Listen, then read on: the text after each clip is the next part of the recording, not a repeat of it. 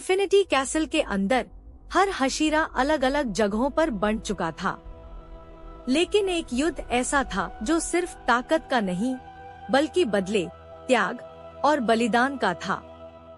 आज हम देखेंगे कैसे अपर मून 2 डोम का अंत हुआ।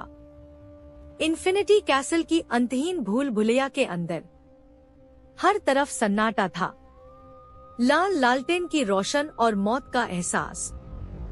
इसी अंधेरे में बटरफ्लाई हशीरा शिनोबु कोचो अकेली आगे बढ़ रही थी। उसकी आंखों में सिर्फ एक लक्ष्य था। कुछ ही पल बाद अपर मून 2 डोम उसके सामने आ जाता है। वही राक्षस जिसने उसकी बड़ी बहन कनाए की हत्या की थी। दोनों आमने सामने खड़े थे, एक तरफ शांत मुस्कान वाला राक्षस, दूसरी तरफ बदले की आग में जलती शिनोबु। बिना एक पल गवाए शिनोबु बिजली जैसी रफ्तार से हमला कर देती है। उसकी पॉइजन ब्रीदिंग की लगातार वार डोम को एक पल भी संभलने नहीं देते, लेकिन डोम अपनी दोनों गोल्डन फैन से हर वार को आसानी से रोक देता है। शिनोबु हवा में गायब होती है और चारों तरफ उसकी आफ्टर इमेजेस दिखाई देने लगती हैं।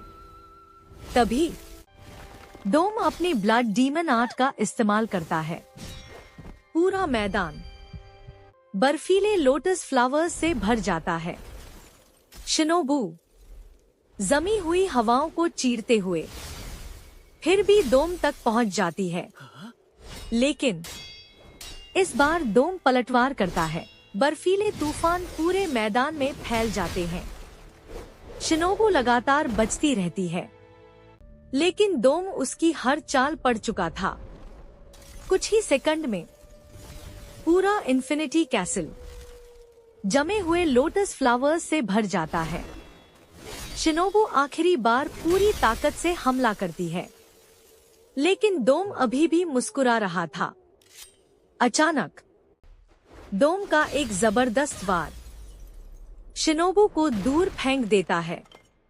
घायल होने के बावजूद शिनोबु दोबारा खड़ी हो जाती है। उसकी आंखों में डर नहीं, सिर्फ संकल्प था। वह अपनी आखिरी पूरी रफ्तार से डोम की ओर दौड़ पड़ती है। दोनों की तलवार और फैंस की टक्कर से पूरा इन्फिनिटी कैसल कांप उठता है, लेकिन इस बार डोम पूरी तरह हावी हो जाता है। शिनोबु अब बेहद कमजोर हो चुकी थी। डोम शिनोबु को पकड़ लेता है और उसे पूरी तरह अपने अंदर समा लेता है। ऐसा लगता है सब खत्म हो गया। तभी एक नई तलवार की चमक दिखाई देती है। कनाओ त्सुयुरी युद्ध में पहुंच चुकी थी। कनाओ बिना समय गवाए फ्लावर ब्रीदिंग से हमला शुरू कर देती है।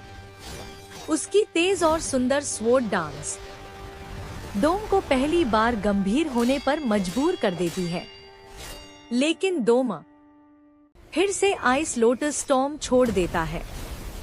पूरा मैदान बर्फ से ढक जाता है। इसी दौरान इनोस्योक हशीबिरा भी युद्ध में पहुंच जाता है। अब लड़ाई 2 बनाम 1 बन चुकी थी। कनाओ और इनोस्योक मिलकर लगातार हमला करते हैं। डोम अपने आइस क्लोन्स बना देता है।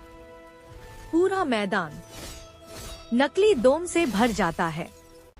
लड़ते लड़ते इनोस्योक को कुछ अजीब यादें आने लगती हैं। डोम धीरे धीरे उसकी माँ कोटोहा का जिक्र करता है। इनोस्योक की सांसें तेज हो जाती हैं। गुस्से में इनोस्योक पूरी ताकत से डोम पर टूट पड़ता है, लेकिन तभी कुछ अजीब होता है। डोम की चाल धीमी पड़ने लगती है। उसके पूरे शरीर में बैंगनी जहर फैलने लगता है। वह खुद भी समझ नहीं पाता ये कैसे हुआ। तभी उसे शिनोबु की आखिरी मुस्कान याद आती है। असलियत सामने आती है। शिनोबू कई वर्षों से अपने शरीर में लगभग 37 किलो विस्टेरिया पॉइजन जमा कर रही थी। वह मरने नहीं बल्कि डोम के अंदर जाने आई थी। अब डोम समझ चुका था। शिनोबू ने अपनी जान देकर उसे अंदर से खत्म कर दिया था। जहर तेजी से फैलने लगता है। डोम की रिजनरेशन लगभग बंद हो जाती है। कनाओ और इनोसियोक इस मौके का पूरा फायदा उठाते हैं। लगातार हमले डोम को पीछे धकेलने लगते हैं। डोम अपना कटा हुआ हाथ वापस बनाने की कोशिश करता है, लेकिन इस बार वह असफल हो जाता है। अब दोनों डीमन स्लेयर्स आखिरी हमला तैयार करते हैं। डोम पूरी तरह घिर चुका था। अब बचने का कोई रास्ता नहीं था। इसी बीच इनोसियोक को अपनी माँ कोटोहा की सारी यादें वापस आने लगती हैं। उसे पता चलता है यही डोम उसकी माँ का भी हत्यारा था। अब इनोसियोक का गुस्सा अपनी सीमा पार कर चुका था। कनाओ और इनोसियोक अपनी सबसे बेहतरीन टीम अटैक करते हैं। डोम की रक्षा पूरी तरह टूट जाती है। उसकी गर्दन पूरी तरह खुल जाती है।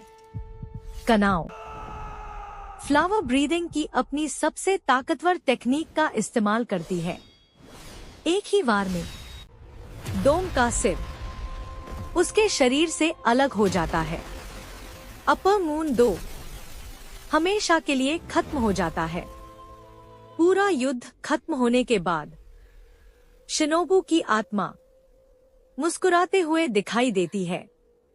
कनाओ उसकी हेयरपिन को सीने से लगा लेती है। दूसरी तरफ डोम की आत्मा अंधेरे में डूबती चली जाती है। वह आखिरी बार शिनोबू की ओर देखता है, लेकिन शिनोबू बिना पीछे देखे रोशनी की ओर बढ़ जाती है। लेकिन इन्फिनिटी कैसल का सबसे भयानक युद्ध अभी बाकी था। अंधेरे की गहराइयों में एक विशाल तलवारबाज चुपचाप खड़ा था। अपर मून 1 कोकुशिबो यहीं से शुरू होगा। अगला युद्ध टू बी कंटिन्यूड।